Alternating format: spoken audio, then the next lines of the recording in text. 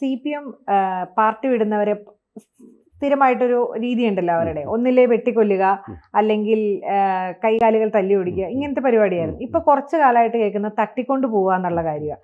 അതായത് ഇപ്പൊ കഴിഞ്ഞ ദിവസം കൂത്താട്ടുകുളത്ത് കലാരാജു എന്ന് പറഞ്ഞ കൗൺസിലർ, അവരെ തട്ടിക്കൊണ്ടുപോയി എന്നുള്ള ഒരു കാര്യമാണ് ഇപ്പൊ പറയുന്നത്.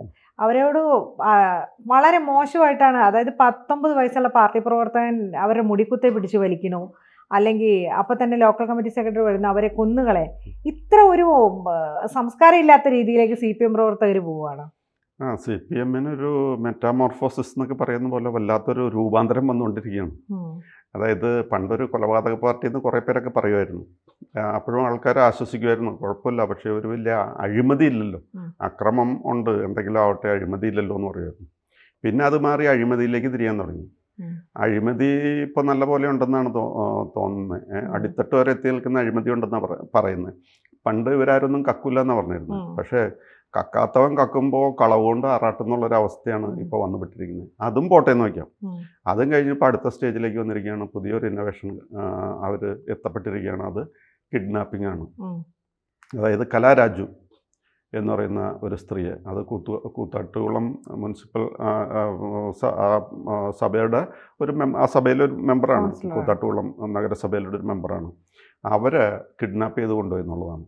അത് ആ ലേഡി, അവരുടെ പേര് കലാരാജു എന്നാണ്. പിന്നീട് അവരെ കണ്ടെത്തിയത് ഒരു പകൽ കഴിയാറായപ്പോഴാണ്. CPM ഏരിയ കമ്മിറ്റിയുടെ ഓഫീസിലാണ് അവരെ കണ്ടെത്തിയത്. അപ്പോൾ ഇങ്ങനെ ഒരു മാർഗത്തിലേക്ക് ഇപ്പോൾ പുതിയ ഒരു നീക്കം നടത്തിയിരിക്കുകയാണ് നമ്മുടെ CPM. അഴിമതിയും അക്രമമൊക്കെ മാറി പുതിയ മേഖലയിലേക്ക് കാലെടുത്ത് വെച്ചിരിക്കുകയാണ്.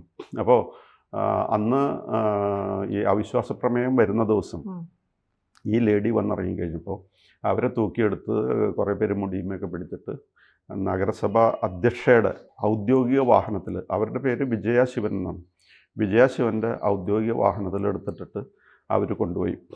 വോട്ടിങ്ങിൽ പങ്കെടുക്കാത്ത രീതിയിൽ അവരെയും എടുത്തിട്ട് പോയി. അപ്പോൾ അതിന് ശേഷം മാത്യു കുഴൽനാടൻ MLA ഒക്കെ വന്നതിനെപ്പറ്റി അന്വേഷിച്ച് കഴിഞ്ഞപ്പോൾ പോലീസുകാർ തട്ടിക്കയറാൻ തുടങ്ങി. അവിടെ നല്ല പോലീസ് സാന്നിധ്യം ഉണ്ടായിരുന്നു. പിന്നെ നമ്മുടെ അനൂപ് MLAയും അവിടെ ഉണ്ടായിരുന്നു. ഇവരൊന്നും പറഞ്ഞിട്ട് വകവയ്ക്കാതെ പോലീസ് നോക്കി നിൽക്കെ തന്നെയാണ് ഈ തട്ടിക്കൊണ്ടുപോകൽ നടന്നത്. അപ്പോൾ ഇപ്പോൾ അതിൽ മെയിനായിട്ട് പറഞ്ഞാൽ അതിൽ ഇൻവോൾവ് ആയിരുന്നത് ചെയർപേഴ്സൺ ഈ പറഞ്ഞ വിജയാശിവൻ ഉണ്ടായിരുന്നു, പിന്നെ വൈസ് ചെയർപേഴ്സൺ ഉണ്ടായിരുന്നു, പിന്നെ അതേപോലെ ഏരിയ സെക്രട്ടറി RB രതീഷ്, ഇവരൊക്കെയാണ് ഇതിന് നേതൃത്വം കൊടുത്തത്. വലിയൊരു കമാൻഡോ ഓപ്പറേഷനാണല്ലോ. അപ്പോൾ ആ ഓപ്പറേഷന് നേതൃത്വം കൊടുത്തത് ഇവരൊക്കെയാണ്. ഇപ്പോൾ ഇവരുടെ പേരിലൊക്കെ പോലീസ് കേസ് വന്നിട്ടുണ്ട്. അപ്പോൾ ഇവരിത്രയും ഇങ്ങനെയൊരു പ്രകോപനത്തിന് ഇടയാക്കിയത് എന്താണെന്ന് വെച്ച് കഴിഞ്ഞാൽ 25 അംഗ സഭയാണ് മുനിസിപ്പാലിറ്റിയുടെ. അതിൽ 13 CPMകാരാണ്. അപ്പോൾ എന്ത് സംഭവിക്കും എന്ന് പറഞ്ഞു കഴിഞ്ഞാൽ, ഈ കലാരാജു എന്ന് പറയുന്ന ആൾ കോൺഗ്രസ്സിന് അല്ലെങ്കിൽ UDFന് വോട്ട് ചെയ്യാണ്. അതോടുകൂടി അവിടെ ഒരു ഇൻഡിപെൻഡൻറ്റ് മെമ്പറുണ്ട്. അവരെയും കൂടി പിടിച്ചു കഴിഞ്ഞാൽ CPMന് ഭരണം നഷ്ടപ്പെടും. ആ 25 അംഗങ്ങളുള്ള സഭയായതുകൊണ്ട് ഈ രീതിയിൽ പോയി കഴിഞ്ഞാൽ അവർക്ക് ഭരണം നഷ്ടപ്പെടും എന്നുറപ്പായി. ഭരണം നഷ്ടപ്പെടും എന്ന് കണ്ടു കഴിഞ്ഞപ്പോഴാണ് ഇങ്ങനെ ഒരു എക്സ്ട്രീം സ്റ്റെപ്പിന് ഇവർ മുതിർന്നത്. മാത്രമല്ല, ഇതിലെ വേറൊരു പ്രശ്നം എന്താണെന്ന് വെച്ച് കഴിഞ്ഞാൽ, ഈ കലാരാജുവിന് പോലീസ് പ്രൊട്ടക്ഷൻ കൊടുക്കണമെന്ന് ഹൈക്കോടതിയുടെ ഓർഡർ ഉണ്ടായിരുന്നു. ആ ഹൈക്കോടതിയുടെ ഓർഡറിനെയും ഇവർ വകവെച്ചില്ല. അങ്ങനെ പോലീസുകാരാണെങ്കിലും അതിന് വേറെ ഒന്നും ചെയ്യാനായിട്ട് മുതിർന്നില്ല. മാത്രമല്ല, പോലീസുകാർ നോക്കി നിൽക്കുകയാണ് അതൊക്കെ സംഭവിച്ചത്. അതും കൂടാതെ ഈ കലയെ തട്ടിക്കൊണ്ടുപോയ വാഹനം ഔദ്യോഗിക വാഹനമാണ്. ആ വാഹനത്തിന് പ്രൊട്ടക്ഷൻ ഒരുക്കിയത് DYSP PM ബൈജു ആണെന്ന് ഒരു ആരോപണമുണ്ട്. അങ്ങനെയാണ് കോൺഗ്രസ്സുകാർ പറയുന്നത്. അപ്പോൾ ഇതിനെതിരെ വലിയ പ്രതിഷേധമൊക്കെ അരങ്ങേറി. അതിൽ അനൂപ് ജേക്കബ് ഉണ്ടായിരുന്നു, പിന്നെ DCC പ്രസിഡന്റ് മുഹമ്മദ് ഷിയാസ് ഉണ്ടായിരുന്നു, പിന്നെ അബിൻ വർക്കി ഉണ്ടായിരുന്നു. അവരൊക്കെ നേതൃത്വം കൊടുത്ത് വലിയ പ്രതിഷേധമൊക്കെ അരങ്ങേറി. പക്ഷേ മാർക്സിസ്റ്റ് പാർട്ടിക്ക് പ്രതിഷേധമൊന്നും പ്രശ്നമല്ലല്ലോ. അവരെപ്പോഴും അക്രമം അവരുടെ ഒരു രീതിയാണ്. അപ്പോൾ അതുകൊണ്ട് ഈ രീതിയിൽ എത്തിയേക്കാണ്. അപ്പോൾ അക്രമവും കഴിഞ്ഞ് അഴിമതിയും കഴിഞ്ഞ് ഇപ്പോൾ പുതിയ ഒരു സ്റ്റേജിലേക്ക് കിഡ്നാപ്പിങ്ങിലേക്ക് എത്തിയേക്കാണ്. പിന്നെ അവരെ സംബന്ധിച്ചിടത്തോളം ഇപ്പോൾ അവരുടെ പാർട്ടിക്ക് വേണ്ടി ഒരു തെറ്റ് ചെയ്ത് കഴിഞ്ഞാൽ പറഞ്ഞിട്ട് കാര്യമൊന്നുമില്ല. The end justifies the means എന്നുള്ള ഒരു രീതിയാണല്ലോ. ലക്ഷ്യം നല്ലതാണെങ്കിൽ പിന്നെ മാർഗം അവർക്ക് പ്രശ്നമല്ല എന്നാണ് വിശ്വസിക്കുന്നത്. അതനുസരിച്ച് തന്നെയാണ് മുന്നേറിയിരിക്കുന്നത്. ഇപ്പോൾ ചുരുക്കത്തിൽ പറഞ്ഞു കഴിഞ്ഞാൽ ഒരു കാര്യമുണ്ട്, CPMന് ഈ ജനാധിപത്യ ബോധം എന്ന് പറഞ്ഞാൽ തീരെയില്ല. അതിപ്പോൾ ഇവിടെ മാത്രമല്ല, എല്ലാ രാജ്യങ്ങളിലെയും കേസ് ഇതാണ്. ഇവിടെ കേരളത്തിലിപ്പോൾ അവർ ജനാധിപത്യത്തെയൊക്കെ പറ്റി പറയുന്നുണ്ട്. കാരണം മറ്റു മാർഗ്ഗങ്ങളില്ല.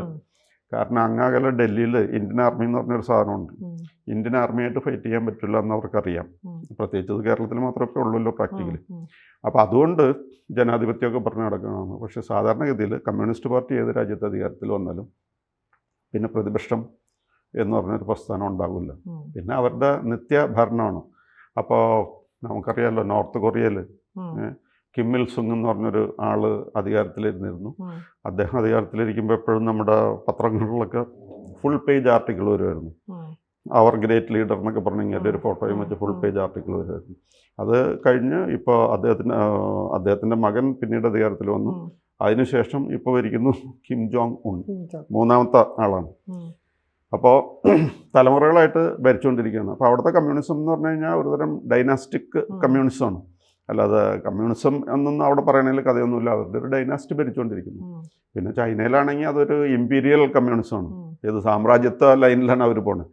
പക്ഷേ ഓൺലി തിങ് ഈസ് കമ്മ്യൂണിസവുമായിട്ട് ഒരു കോമൺ പോയിന്റ് ഉള്ളത് എന്താണെന്ന് വെച്ച് കഴിഞ്ഞാൽ അവിടെ സ്വാതന്ത്ര്യം ഇല്ലെന്ന് മാത്രമേ ഉള്ളൂ. Otherwise it is an imperialist country China എന്ന് പറയുന്നത്. അപ്പോൾ അതേപോലെ പണ്ട് കംബോഡിയയിൽ കമ്മ്യൂണിസം വന്നായിരുന്നു. അന്ന് അവിടുത്തെ പോപ്പുലേഷൻ്റെ 20% കൊന്നുകളഞ്ഞെന്നാണ് പറയുന്നത്. അപ്പോൾ കമ്മ്യൂണിസം എങ്ങനെയാലും ഈ വേറെ മാർഗമൊന്നുമില്ലാത്തപ്പോൾ ജനാധിപത്യം പറയും. പക്ഷേ അവർക്ക് ശക്തി വന്നു കഴിഞ്ഞാൽ ജനാധിപത്യം എന്ന് പറയുന്ന ഒന്ന് ബാക്കിയുണ്ടാവില്ല. ജനാധിപത്യവും കമ്മ്യൂണിസവും കൂടി ചേർന്ന് പോകുന്നത് ഒരു അടിച്ചമർത്തലിന്റെ തുടക്കമാണ് ഈ തട്ടിക്കൊണ്ടുപോകൽ ഇങ്ങനെ. പിന്നെ ഈ കൊലപാതകങ്ങൾ അവർ നടത്തുന്നതും ആയാലേ ഈ ആൾക്കാർ കത്തിയെടുത്ത് കുത്തേ അല്ലെങ്കിൽ വാളുകൊണ്ട് വെട്ടൊക്കെ ചെയ്യുന്ന മനസ്സിലാക്കാം.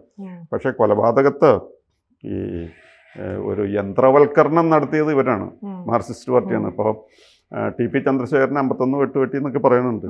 ആ 51 വെട്ടുകൊണ്ടല്ല അദ്ദേഹം മരിച്ചത്. അതിനു മുമ്പ് തന്നെ വണ്ടി കൊണ്ടൊന്ന് ഇടിച്ചു, SUV കൊണ്ടൊന്ന് ഇടിച്ച് വീഴ്ത്താണ്. അപ്പോൾ ശരിക്കും കൊലപാതകം നടത്തുന്നത് ഓട്ടോമൊബൈൽ ആണ് നടത്തുന്നത്. യന്ത്രവൽകൃത കൊലപാതകമാണത്. അതിനുശേഷം മാരുതി സ്വിഫ്റ്റ് അവർ ഉപയോഗിച്ചിട്ടുണ്ട് കൊലപാതകത്തിന്. കൊണ്ടുപോയി ഇടിക്കും, പിന്നെ അത് കഴിയുമ്പോൾ വെട്ടും. പക്ഷെ വെട്ടുകൊണ്ടെല്ലാം ഇരിക്കുന്നത് ഈ ഇടിയിൽ തന്നെ ഒരുപക്ഷെ ആൾ പോയിട്ടുണ്ടാവും. അപ്പോൾ ഇതേപോലെ വാഹനങ്ങൾ ഇടിച്ച് കൊലപാതകം നടത്തുന്ന വേറൊരു പാർട്ടി ഇന്ത്യയിൽ ഇപ്പോഴും ഉണ്ടോയെന്ന് സംശയം.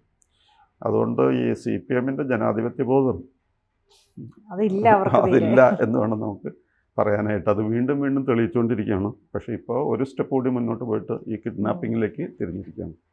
അതാണ് ഇപ്പോൾ അവരുടെ അവസ്ഥ. അത് കണ്ട് സഹിക്കുക തന്നെ. കാര്യം കേരളത്തിൽ വിദ്യാഭ്യാസമൊക്കെ ഉണ്ട്, പക്ഷേ ലോകത്തിൽ അല്ലെങ്കിൽ ഈസ്റ്റ് യൂറോപ്പിലൊക്കെ ഇപ്പോൾ കമ്മ്യൂണിസം എന്ന് പറയുന്നത് കണി കാണാനില്ല. അതേപോലെ ബംഗാളിൽ പോയി, അതേപോലെ പിന്നീട് ത്രിപുരയിൽ പോയി. പക്ഷേ കേരളത്തിൽ മാത്രം അത് നിലനിൽക്കുന്നു. പാർലമെൻറ്റ് ഇലക്ഷനിലൊക്കെ മുഴുവനും തൂത്തുവാരി മറ്റുള്ളവർ കൊണ്ടുപോകുന്നുണ്ട്. പക്ഷേ അസംബ്ലി ഇലക്ഷൻ വരുമ്പോൾ അവർ കുറേ സീറ്റ് പിടിക്കുന്നുണ്ട്. അതിനെന്ന് വ്യത്യാസം വരും എന്ന് ദൈവം കണ്ടു. അതിനുവേണ്ടി അവർ ഏത് രീതിയും അവലംബിക്കും. ഇപ്പോൾ അടുത്ത ഇലക്ഷനിൽ ചിലപ്പോൾ കാൻഡിഡേറ്റ്സിനെ തന്നെ തട്ടിക്കൊണ്ടുപോയി അല്ലെങ്കിൽ ആ രീതിയിലൊക്കെ വരാനും, അല്ലെങ്കിൽ ഈ ഇവിടെ പോയിട്ട് പേര് കൊടുക്കേണ്ട സമയമായി കഴിയുമ്പോൾ ആളെ തട്ടിക്കൊണ്ടുപോയാലും മതിയല്ലോ. അപ്പോൾ ആ രീതിയിലൊക്കെ ഡെവലപ്പ് ചെയ്യാം. എന്തായാലും ഇവരുടെ ജനാധിപത്യബോധം വളരെ മോശമായിട്ടാണ് തോന്നുന്നത്.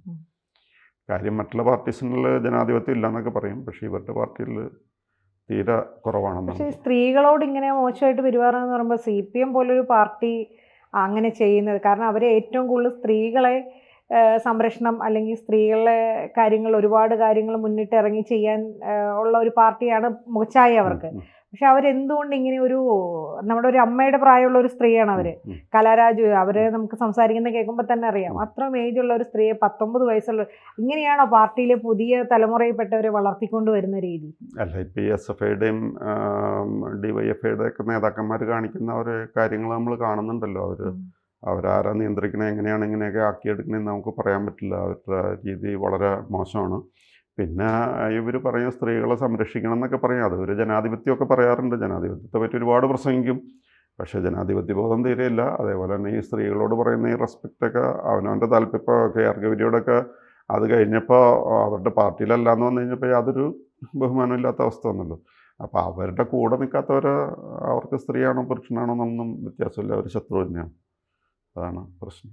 കൂടുതൽ വാർത്തകളും വിശേഷങ്ങളും നിങ്ങളിലേക്ക് എത്താൻ ABC മലയാളം സബ്സ്ക്രൈബ് ചെയ്യുക, ബെൽബട്ടനും അമർത്തുക.